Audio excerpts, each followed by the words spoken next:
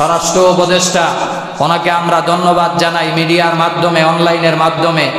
উনি রমজান মাসে open cigarette খাওয়াকে নিষিদ্ধ ঘোষণা দিয়েছে। এতে আপনারা খুশি না বেজার? আরো জোরে বলেন, খুশি না বেজার?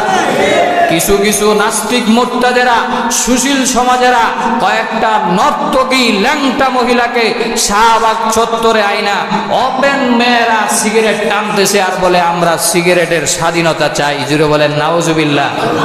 এরা তো মেয়ে না, এগুলোর চেহারার দিকে তাকাইলে ছেলেও বোঝা যায় না, মেয়েও বোঝা যায় না। এটা হিজড়াও না, এটাতে কোন কাতারে আছে আল্লাহই জানে। জুড়ে বলেন ঠিক না বেঠিক?